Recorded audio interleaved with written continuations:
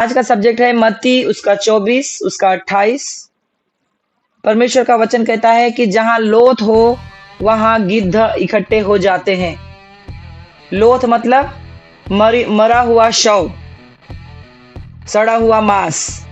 जहां पड़े होते हैं वहां गिद्ध इकट्ठे हो जाते हैं। आज का सब्जेक्ट ही यही है। तो यीशु ने अपने चेलों को, अपने शिष्यों को उस समय कहा जब वे अंतिम दिनों के बारे में यीशु मसीह से पूछ रहे थे कि अंतिम दिनों का चिन्ह क्या होगा, कि कैसे ये हमारा संसार जब नाश हो जाएगा, अंतिम दिन आएंगे, तब क्या चिन्ह होंगे। जब वो इस प्रकार से एंड टाइम्स के जो साइंस है वो पूछ रहे थे, और उसी के बारे में पूछते समय यीशु मसीह ने ये वचन मत्ती 24 उसका 28 को बोला था। अगर आप मत्ती अध्याय का सारा सुसमाचार का पूरा अगर आप चैप्टर पढ़ते हो, तब शिष्य ने जब उनको पूछा कि ये अंत का जो खत्म होने वाला है, युग के अंत का संकेत क्या होगा, तब यीशु मसीह ने उन झूठे मसीहों के बारे में, जो झूठे मसीह हैं उनके बारे में, जो आने वाले विश्व युद्ध, पहला विश्व युद्ध, दूसरा विश्व युद्ध, तीसरा विश्व युद्ध, उसके बारे में, अकाल के बारे में, और सताव होने वाले हैं उसकी चेतावनी के बारे में ये देते हुए अचानक से यीशु मसीह ने अचानक से ये वर्ड, एकदम रहस्यमय वर्ड को सबके सामने परमेश्वर ने बोला था कि जहां मुर्दा होगा, जहां पर मरा हुआ शव होगा, वहीं पर गिद्ध इकट्ठे होंगे। ऐसा करके यीशु मसीह ने अपने चेलों को बताया था। तो ये जो वचन है, जहां लोथ हो वहीं गिद्ध इकट्ठे होंगे, तो वहां पर लिखा हुआ जो वचन है वो एक आध्यात्मिक बातों को, आध्यात्मिक सिद्धांत को प्रकट करता है। आध्यात्मिक मतलब आत्मिक बातों को, सिद्धांत को प्रकट करता है। तो उसमें पहला पॉइंट है कि क्या प्रकट करता है, वो हमारी आत्मिक मृत्यु को प्रकट करता है। दूसरा चीज कि पाप जो है वो हमारे शरीर में, पाप जो है वो सड़ रहा है, पाप सड़ रहा है, वो ये दिखाता है। ये जो वचन है मत्ती 24 उसका 28 के अनुसार ये वचन दिखाता है। इसका मतलब ये है कि आत्मिक मृत्यु हो चुकी है। यहाँ शारीरिक मृत्यु की बात नहीं हो रही है। यहाँ पर लिखा हुआ है कि जब मुर्दा पड़ा हुआ होता है, उस मुर्दे के चारों ओर गिद्ध नजर आते हैं। इस प्रकार से बताया जा रहा है। तो कि जो लोथ है, यहाँ पर लोथ जो है मरा हुआ मांस, मरा हुआ शरीर, मुर्दा शरीर। तो यहाँ पर शारीरिक बात नहीं हो रही है, आध्यात्मिक बात हो रही है। कौन सी मृत्यु? आत्मिक मृत्यु की बात हो रही है। जहां पाप जो है, हमारे शरीर में पाप इतना जमा हो जाता है कि वो पाप रह के वो सड़ने लगता है, पाप सड़ने लगता है। ये दूसरा पॉइंट। तीसरा, जहां सत्य नहीं है वहां गिद्ध नजर आते हैं। आपको धीरे धीरे समझ में आ जाएगा मैं क्या बोलना चाहती हूँ। जैसे इस संसार में गिद्ध मृत शरीर की ओर, मरे हुए शरीर की ऊपर, गिद्ध आपने देखा है क्या है? गिद्ध यानी क्या होते हैं? तो बाज, जो सिर्फ मरे हुए शरीर को खाते हैं। मरे हुए लोथ को, चाहे वो जानवर का हो चाहे वो इंसान का हो, वो मरे हुए शरीर को खाना पसंद करते हैं। और इसीलिए वो जो गिद्ध है वो क्या करते हैं, उनको वो आकर्षित करते हैं। कौन? मृत शरीर जो है वो उनको आकर्षित करता है, मरा हुआ शरीर जो है उनको आकर्षित करता है। वैसे ही आत्मिक संसार में भी जब स्थिति खराब हो जाती है, हम आत्मिकता में मर जाते हैं, हमारा पाप इतना बढ़ जाता है कि वो सड़ने लगता है, बास आने लगती है उसमें से, और जहां सत्य नाम का चीज नहीं रहता, सत्य असत्य में बदल जाता है, झूठ में बदल जाता है, तब जाकर जो गिद्ध है वो हमारे चारों ओर मंडराने लगते हैं। यहाँ पर लिखा हुआ है कि जहां लोथ है वहीं पर गिद्ध इकट्ठे हो जाते हैं। तो ये गिद्ध कौन है फिर? ये गिद्ध क्यों है? क्यों बताया गया कि ये गिद्ध बारे में, किस बारे में बताया गया? जहां शव होगा वहां गिद्ध जरूर इकट्ठे होंगे। तो ये मरा हुआ क्या है? मरा हुआ ये शारीरिक मृत्यु है नहीं, बल्कि आध्यात्मिक मृत्यु है, हमारी आत्मिक मृत्यु। जब हमारे अंदर बहुत सारा पाप, सड़न जमा हो जाता है और झूठ बढ़ने लगता है, तब जाके क्या होता है, गिद्ध जो है हमारे आसपास मंडराने लगते हैं। तो इफिसियों अगर आप पढ़ते हो पहला लेसन, पूरा आप घर में जाके पढ़ना, पूरे लेसन की बात कर रही हूँ मैं, एक चैप्टर की बात नहीं कर रही हूँ, कि तुम अपने अपराधों और पापों के कारण मरे हुए थे। वचन अगर कहता है उस वचन के अनुसार तुम अपने पापों और अपराधों के कारण मरे हुए थे, तो वो कौन सी मृत्यु है? तो वो मृत्यु है आध्यात्मिक मृत्यु, आत्मिक मृत्यु। आपको हमको कैसे पता चलेगा कि हमारी आत्मिक मृत्यु हो चुकी है? प्लीज ध्यान दे, इधर बातें बंद करें और इधर ध्यान दे। केशु और जो भी है आप लोग आस पड़ोस में जो भी बैठे हुए हो, वचन में ध्यान दीजिए इधर, अगर सुनने का मन हो तो। वचन कहता है कि अगर तुम आध्यात्मिक रूप से अगर तुम मर चुके हो, तो हम कैसे पता चलेगा हमें कि हम आत्मिक रूप से मर चुके हैं? क्योंकि अगर हम आत्मिक रूप से मर चुके हैं तो गिद्ध हमारे ऊपर मंडराएंगे। ये बहुत गहरा सब्जेक्ट है, प्लीज करके ज्यादा ध्यान देकर बैठें। तो मेन चीज है आत्मिक मृत्यु नहीं होनी चाहिए, लेकिन अगर आत्मिक मृत्यु हो गई है तो हम कैसे पता चलेगा कि हम आत्मिक मृत्यु हुई है हमारे जीवन में? तो पहला पॉइंट है कि सबसे पहला पॉइंट यह है कि आपको पता चल जाएगा कि मेरी आत्मिक मृत्यु हो चुकी है। तो पहला पॉइंट है, आपको जब प्रार्थना में रुचि नहीं होती, प्रार्थना करने का मन नहीं करता, प्रार्थना में ज्यादा समय नहीं बिता पाते हो, प्रार्थना में ज्यादा से ज्यादा दूर रहने की कोशिश करते हो, 15 मिनट बहुत हो गया, 20 मिनट बहुत हो गया, इस प्रकार से आप प्रार्थना करने के लिए बैठते हो, इसका मतलब आप प्रार्थना में आपकी रुचि नहीं है और इस वजह से आपको पता चल जाना चाहिए कि आत्मिक मृत्यु हो रही है। दूसरा चीज, आपकी आत्मिक मृत्यु हुई है, आपको कैसे पता चलेगा? तो आपको वचन जो है वो भारी लगने लगते हैं, वचन पढ़ने का मन नहीं करता, जैसे बाइबल खोला नींद आने लगती है, तब आप समझना कि मेरी आत्मिक मृत्यु हो रही है। तीसरा पॉइंट, पाप करने के बाद में भी, गलती करने के बाद में भी आपको ऐसा बिल्कुल फील नहीं होता कि मैं गलत हूं, मैं सही हूं, उल्टा हम दूसरों पर दोष लगाते हैं, तब आप समझना कि आप आत्मिक मृत्यु की ओर बढ़ते जा रहे हैं। क्या बोला मैंने? 3 पॉइंट। पहला पॉइंट, आपको प्रार्थना में बिल्कुल रुचि नहीं होगी, आपको ज्यादा समय प्रार्थना में बिताना पसंद नहीं आता, ज्यादा से ज्यादा 10-15 मिनट बिता के आप उठ जाते हो, प्रार्थना में नींद आती है, प्रार्थना करने का मन नहीं करता। दूसरा चीज, जब आप वचन पढ़ने लगते हो, वचन सुनने लगते हो, वचन में बैठने लगते हो, तो वचन आपको भारी लगने लगता है, आपको पढ़ने का मन नहीं करता, आपकी आंखें बंद होने लगती है, तब आप समझ जाना आपकी आत्मिक मृत्यु की ओर आप बढ़ते जा रहे हो।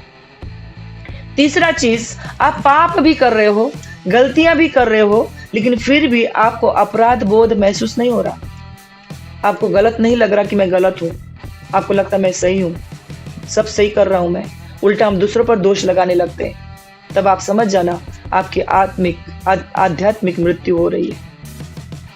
चौथा पॉइंट, आपको परमेश्वर की सेवा करना बोझ लगने लगता है। कौन जाए चर्च, कौन झाड़ू लगाए, कौन पोछा लगाए, रोज का ही तो है, मैं ही करूं क्या, हमारी जिम्मेदारी है क्या, हम ही करेंगे क्या, और नहीं है क्या कलीसिया में, सिर्फ हम ही है क्या? इस प्रकार की भावना भी अगर आपके अंदर आ रही है तो आप आत्मिक मृत्यु की ओर बढ़ते जा रहे हो। क्योंकि याकूब उसका 15 अगर आप लेसन पढ़ते हैं, उसका जब आप पूरा लेसन आप पढ़ते हो, वहां वचन कहता है कि पाप जो है वो मृत्यु को जन्म देता है, वचन कह रहा है। और ये वचन कहाँ पर लिखा हुआ है, मैं आपको सिर्फ हिंट दे रही हूँ, याकूब। अब कहाँ पर लिखा है वो मुझे आप लिख के मुझे संडे को दिखाना है, कि मैंने बताया कि पाप जो है वो मृत्यु को जन्म देता है। अगर आपके अंदर पाप जन्म ले रहा है और अंदर सड़न पैदा हो रही है, बदबू आ रही है, इसका मतलब ये है कि पाप जो है वो मृत्यु को, शारीरिक नहीं आत्मिक मृत्यु को जन्म दे रहा है।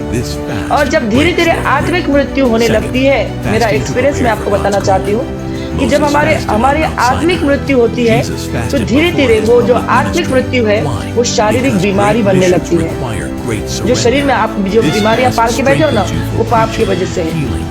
तो वो जो पाप है, वो आत्मिक जो मृत्यु है, वो आत्मिक मृत्यु शारीरिक मृत्यु में बदलने लगती है। शारीरिक बीमारी, जैसे एक एक हमारे जो भाग है वो बीमार होने लगते हैं। तब हमें समझने की आवश्यकता है कि जो पाप है वो मृत्यु को जन्म दे रहा है, पहले आत्मिक फिर शारीरिक। तो अब मैं आती हूँ मेन पॉइंट पर, पार्ट 3 में, कि आखिर ये गिद्ध कौन है, ये बाज कौन है, ये ईगल कौन है, और कहां से आते हैं, ये कैसे होते हैं? तो ये जो गिद्ध है ये मरे हुए मांस पर आते हैं। ये गिद्ध कौन है, ये बाज कौन है। हम लोग यहाँ पर सिर्फ हम लोगों को क्या करना है, सिग्निफिकेंटली रूप में हमको लेना है। जैसे हमने पवित्र आत्मा को कैसे साइन में लेते हैं, एक कबूतर के रूप में पवित्र आत्मा को हम सिग्निफाइड करते हैं, है ना। उसी प्रकार हम यहाँ पर जो गिद्ध है, यहाँ पर भी ये गिद्ध डायरेक्ट बाज के रूप में नहीं, आपको यहाँ पर किस रूप में देखना है, एक साइन के रूप में। कौन सा गिद्ध, गिद्ध कैसे रूप में आ रहा है, मरे हुए मांस के ऊपर में जो गिद्ध बैठ रहा है वो गिद्ध कौन है।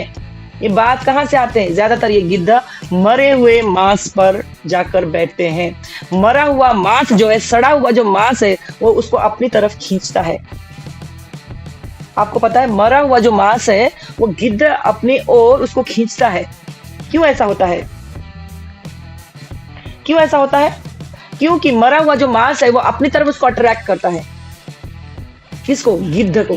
उसी प्रकार वो गिद्ध जो है वो आध्यात्मिक रूप से गिद्ध क्या है, आपको पता है, आपको सुनकर बहुत ही डेंजर लगेगा कि वो गिद्ध आध्यात्मिक रूप से, आत्मिक रूप से शैतान है। शैतान है वो, दुष्ट आत्माएं है वो विनाशकारी परिस्थितियों को बनाने वाला दुष्ट आत्मा है। अगर आपकी परिस्थिति मरी हुई सी है, आपका आत्मिक क्षेत्र मरा हुआ सा है, तो वहां याद रखिए, आंखें बंद कीजिए, प्रार्थना कीजिए, आपको पता चलेगा गिद्ध मंडरा रहे होंगे। और वो गिद्ध है शैतान, दुष्ट शक्तियां, दुष्ट आत्माएं, वो आपके चारों ओर मंडरा रही होंगी। याद रखिए, जब भी मरा हुआ शव उसको नजर आता है, जब भी उसको मरा हुआ शव नजर आता है, उसी क्षण वो गिद्ध जो है उस मरे हुए शव के चारों ओर मंडराता रहता है और उसको नोच नोच कर खाता है। वो ये नहीं देखता कि वो बॉडी का कौन सा पार्ट है, वो ये देखता है कि ये मरा हुआ है और मैं इसको खा जाऊंगा, तब जाके मुझे शांति मिलेगी। क्योंकि ये न्याय का समय है, न्याय आने वाला है, बहुत जल्द न्याय प्रकट होने वाला है। यीशु का दूसरा आगमन आने वाला है, यीशु आने वाले हैं बहुत जल्द और हमारा न्याय होने वाला है। कि कब तक हमारी आत्मा जलती रही, हम अपनी आत्मा को बुझाना नहीं है, अपनी आत्मा को प्रज्वलित करके रखना है, जला कर रखना है निरंतर। क्या हम अपनी आत्मा को निरंतर जला के रख रहे हैं, या उसमें राख पड़ चुकी है, बुझ चुका है, वो हमको देखना है। जैसे हम लोग ने देखा था कि पहला पतरस का वो कौन सा लाइन है, वो आप लिख के मेरे को देना है। पहला पतरस का वो कौन सा लाइन है जो मैं आपको भी बताने वाली हूँ, उसका भी वचन आपको लिखना है।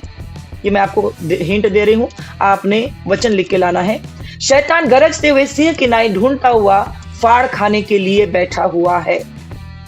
तो वो जो गिद्ध है वो शैतान बनकर आया है फाड़ खाने के लिए। लेकिन कहाँ फाड़ खाने के लिए आता है पता है आपको, जहां मरा हुआ शव पड़ा होता है ना, वहीं पर वो गिद्ध मंडराता हुआ आता है। अगर आप गलातियों की पुस्तक अगर आप देखते हो, यहाँ पर मैं आपको बताना चाहती हूँ कि बुक ऑफ गैलेशियंस, आप उस गलातियों की बुक को पढ़ना, वहां पर लिखा है कि जो बोता है, जो जैसा बोता है वो वैसा ही काटता है।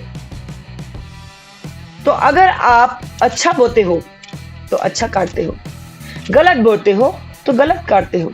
अगर आपने अनाज बोया है तो अनाज खाने को मिलेगा, लेकिन ऊंट कटारे बोए हैं तो ऊंट कटारे ही आपके लाइफ में सम्मिलित होंगे।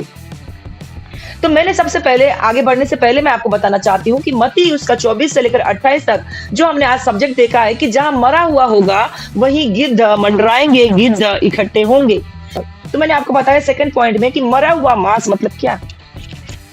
मरा हुआ मांस मतलब हमारी आत्मिक मृत्यु, हमारी आत्मिक मृत्यु मतलब मरा हुआ मांस। अब मैं आगे जाती हूँ आपको, ताकि मैं बता सकूं कि किस प्रकार से बाइबल ने चेतावनी के द्वारा एग्जाम्पल हमें दिए हैं। मतलब मरा हुआ जो मांस है, जो लोथ है, वो हमारा जीवन, मरा हुआ जीवन, और वो जो गिद्ध है वो हमारा परिणाम, जो हमने किया उसका परिणाम आया। जो बच्चे साल भर पढ़ते हैं उसका रिजल्ट क्या आता है, उसका रिजल्ट आने के बाद उसको पता चलता है कि मैंने कितना पढ़ा। उसी प्रकार हर मसीह का भी यही हाल है कि वो साल भर, महीने भर, हफ्ते भर, सप्ताह भर परमेश्वर के पास कितने उपस्थिति में बैठता है, कितने घुटनों में आता है, वह उसके आत्मिक बढ़ोतरी को देखकर, उसके फलों को देखकर पता चलता है। और उसका परिणाम क्या आता है फिर? परिणाम ये आता है कि वहां गिद्ध इकट्ठे होते हैं कि नहीं। गिद्ध इकट्ठे होना मतलब दुष्ट आत्माएं इकट्ठे होना। तो दुष्ट आत्मा इकट्ठे होना मतलब बीमारियां आना, श्राप आना, कर्सेस काम करना, अंधकार काम करना, शारीरिक बीमारियां, आत्मिक बीमारियां, आर्थिक कमजोरी, शो में बर्बाद, बच्चे बर्बाद, परिवार बर्बाद, कोई किसी का नहीं सुन रहा, सब अपनी मर्जी से चल रहे हैं, किसी को आज्ञाकारिता का मतलब नहीं है, न घर में आज्ञाकारिता, न बाहर आज्ञाकारिता, न परमेश्वर का भय। तब आप समझ जाना मेरी आत्मिक मृत्यु हो रही है। तब परमेश्वर आपको चेतावनी के साथ एग्जाम्पल बाइबल के अनुसार ही मैं आपको बताना चाहती हूँ। बाइबल के अनुसार ये भी आपको लिखना है कौन सी जगह पर ये लिखा हुआ है करके। नूह के समय पृथ्वी भ्रष्ट हो गई थी, व्यभिचार से भर गया था। नूह के समय में सारा संसार व्यभिचार से भर गया था, इसीलिए परमेश्वर को ये परिणाम देना पड़ा। वहां पर आत्मिक मृत्यु हो गई थी। देखिए, नूह के समय में व्यभिचार के कारण वहां पर आत्मिक मृत्यु हो गई थी। उस वजह से परमेश्वर को सारे संसार को नाश करना पड़ा। तो वो जो नूह के समय जो परिणाम आया था, वो परिणाम क्या था? मृत्यु। वो परिणाम क्या था? वो मृत्यु कैसे आई थी? जल प्रलय के द्वारा। वो जल प्रलय ही गिद्ध के रूप में आया था। समझ में आ रहा आप लोगों को? जब पृथ्वी भ्रष्ट हो गई, वहां सब आत्मा में मर चुके थे, तब परिणाम क्या आया? जल प्रलय। जो आपको नाश करने के लिए आता है ना, जो वो जल प्रलय ही है, वो गिद्ध ही है जो आपको नाश करने आया है, क्योंकि आप आत्मिक मृत्यु की ओर बढ़ते जा रहे हैं। सेकंड पॉइंट, और एक एग्जांपल मैं आपको बताना चाहती हूँ कि कहां पर गिद्ध बनकर वो मंडरा रहा था, कहां पर ऐसा अवस्था था कि जहां आत्मिक मृत्यु हो गई थी और वहां गिद्ध के रूप में क्या प्रकट हुआ था, वो मैं आपको बताना चाहती हूँ। सेकंड नंबर, सदोम और अमोरा। ये कहां पर लिखा हुआ है वो भी आपने लिख के मेरे को बताना है। वहां पर पाप जो है इतना चरम सीमा तक पहुंच गया था, इतना हद पार कर दिया था पाप ने, कि उसका परिणाम परमेश्वर को आग के रूप में, भस्म के रूप में, लावे के रूप में उस नगर पर बरसाना पड़ा और सदम और अमोरा को नाश करना पड़ा। तो वहां पर गिद्ध क्या बनकर आया है? आग बनकर आया है। नूह के समय में गिद्ध क्या बनकर आया था? जल प्रलय बनकर आया था। सदम और अमोरा के समय में गिद्ध क्या बनकर आया था? आग बनकर आया था। और एक एग्जांपल मैं बताती हूँ, परिणाम, कि क्या आज कौन सा रूप में आपके घर में आग काम कर रहा है, कौन से रूप में वो गिद्ध आपके लाइफ में काम कर रहा है अभी। उस गिद्ध को परमेश्वर के वचन की तलवार के द्वारा नाश करके खत्म कर दो, भस्म कर दो पवित्र आत्मा की आग से। उसको आज चेक करो कि वो कौन सा गिद्ध, कौन से रूप में आया है आज आपके घर में। क्या आर्थिकता में कंट्रोल कर रहा है वो, या शरीर में, या बीमारी में, या घमंड में, या व्यभिचार में, या दोषारोपण में, या पाप में, या लस्ट में। थर्ड पॉइंट आपको मैं बताती हूँ कि मृत्यु कहाँ आई थी? राजा शाऊल के पास। और एक एग्जांपल मैं आपको बताना चाहती हूँ कि वहां पर गिद्ध के रूप में क्या आया था। राजा शाऊल के पास में गिद्ध के रूप में क्या आया था पता है आपको? जब वो घमंड में आया, जब उसको जलन हो रही थी, दाऊद को देखकर जलन हो रही थी, उसके अंदर घमंड आया कि मैं हूं तो और कौन है, मेरे जैसा बुद्धिमान और कौन है, मेरे को कौन नीचे कर सकता है, कोई नहीं।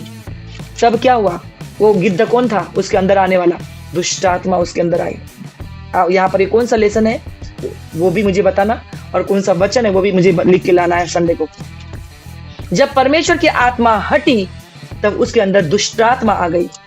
इसका मतलब यह है कि परमेश्वर की आत्मा जब आपके अंदर से हट जाती है, तो वहां पर गिद्ध मंडराने लगते हैं। जब आपका लोथ, आपकी आत्मिक मृत्यु होने लगती है, तब वहां पर गिद्ध नजर आने लगते हैं।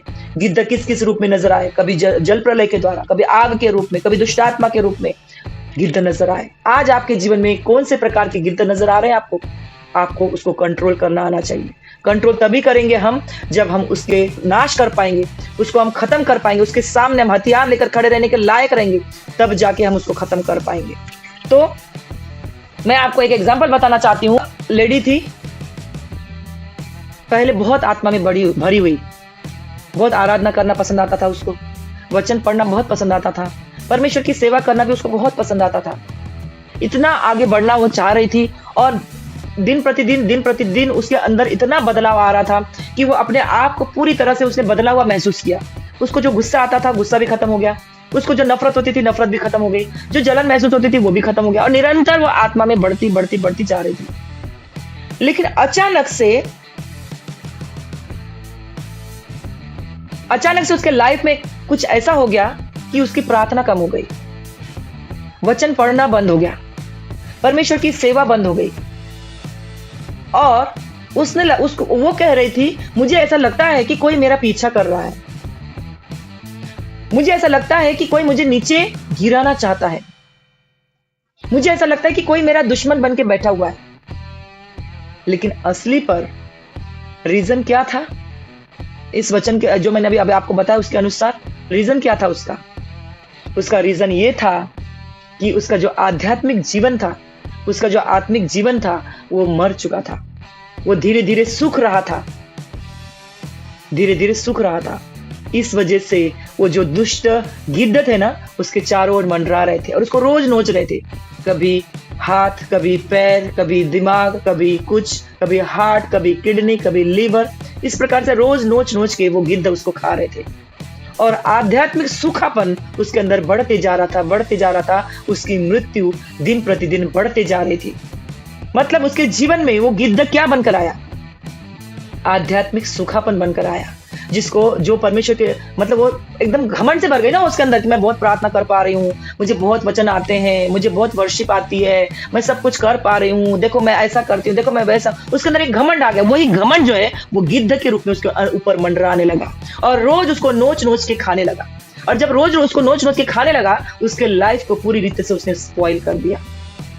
और उसके बाद जब उसको समझा, जब वो वचन में गई, उसको समझ में आया कि ये परमेश्वर का वचन क्या बोल रहा है, तब उसने 21 दिन का उपवास किया, उसने पश्चाताप किया और परमेश्वर से वादा किया कि परमेश्वर अब मैं पीछे मुड़कर कभी नहीं देखूंगी, मुझे माफ कर परमेश्वर। तब जाकर परमेश्वर ने उसके जीवन में उद्धार को लाया और उसने गवाही दी कि मेरे जीवन से ऐसा मुझे लगा कि एकदम भारी बोझ वो उतर कर निकल के जा चुका है। इस प्रकार से उसको महसूस हुआ। तो आज आप फील करो, अगर आप बुक ऑफ 2 क्रॉनिकल्स 14 अगर आप वचन पढ़ते हो, उसमें कौन सा लाइन है वो आप लिखना। 2 क्रॉनिकल्स 14 के अनुसार कौन सा लाइन है वो देखना आप। मैं वचन बताती हूँ वो कौन सा लाइन है, कौन सा वर्ष आप लिखना है, होमवर्क। ठीक है। यदि मेरी प्रजा नम्र हो तो, याद है आप लोगों को, उसको क्षमा करता हूं, है ना।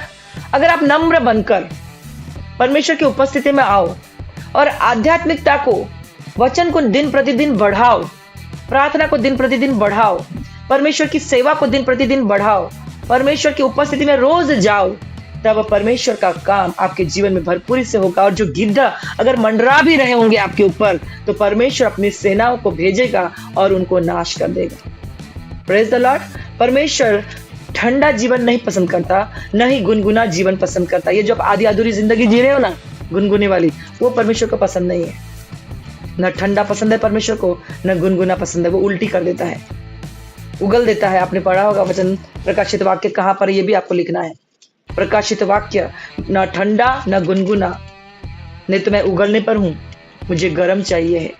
जब आप गर्म रहोगे तभी जो गिद्ध है वो आपके आसपास मंडराएगा नहीं, क्योंकि लोथ क्या होती है, मरने के बाद ठंडी हो जाती है ना, तो ठंडे पर ही गिद्ध मंडराते हैं।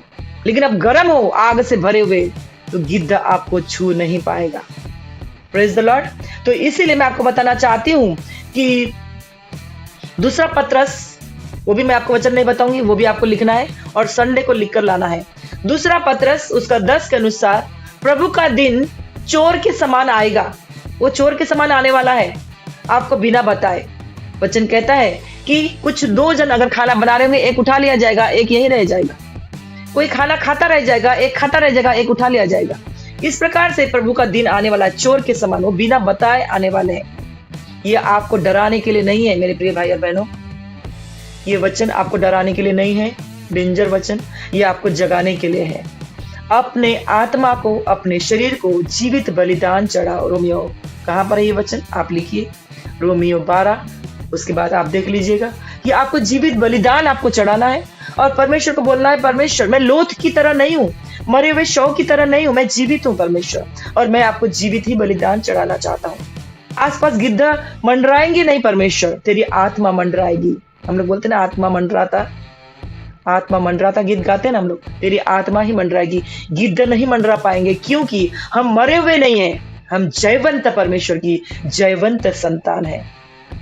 तो उसके लिए क्या करना पड़ेगा? तो हमें हमें निरंतर जीवित कैसे रहना पड़ेगा? हम लास्ट पॉइंट लिखते हैं, तो निरंतर हमें आत्मा में जीवित कैसे रहना पड़ेगा? तो पहला यूहन्ना उसका 1:9 के अनुसार निरंतर हमें पश्चाताप करना होगा। ठीक है। सेकंड पॉइंट, आपको निरंतर आत्मा में चलना होगा। परिस्थिति कोई भी हो, आंसू नहीं बहाना है, आत्मा में ही सोचना है कि अगर यहां इस परिस्थिति में यीशु मसीह होते तो क्या करते, ऐसा आपको सोच के चलना है बिल्कुल स्ट्रांगली, रोमियो 8:13 के अनुसार। तीसरा पॉइंट, वचन में जड़ पकड़ते जाएं, तब आप जीवित रहोगे और कोई भी गिद्ध आपके आसपास मंडराएगा नहीं। वचन को जड़ पकड़ते चले, यूहन्ना 15:5 के अनुसार। फोर्थ पॉइंट, आग को जीवित रखें, दूसरा तीमुथियुस 1:6 के अनुसार। इस प्रकार से अगर आप करते हैं, निरंतर पश्चाताप करना, आत्मा में निरंतर चलना, वचन में जड़ पकड़ते जाना और आग को अपने अंदर जीवित रखेंगे, तो कभी भी वो जो गिद्ध है आपके आसपास मंडराएगा नहीं और आपको कमजोर नहीं कर पाएगा। हालेलुया। परमेश्वर का वचन जीवित वचन है, परमेश्वर का वचन आग है, परमेश्वर का वचन जीवन का जल है, जगत की ज्योति है। उस वचन को आप उस जड़ पकड़कर अगर आप चलते हो, गिद्ध की हिम्मत नहीं है कि वो हमारे आसपास भी मंडराए, क्योंकि परमेश्वर के लोगों को वो छू नहीं सकता है। Praise the Lord. सबसे पहले मेरे साथ में आप घोषणा करें, मैं घोषणा करती हूं मेरा जीवन मृत नहीं है। मैं घोषणा करती हूं मैं आत्मा में जीवित हूं। घोषणा करती हूं कोई गिद्ध मेरे जीवन पर अधिकार नहीं रख सकता। मैं घोषणा करती हूं मैं अंतिम दिनों में जागृत कलीसिया का भाग हूं। मैं घोषणा करती हूं यदि कोई मेरे जीवन में सड़न है, कोई छिपा हुआ पाप है, आज ही यीशु मसीह के नाम से निकल गया है। हम प्रार्थना करें।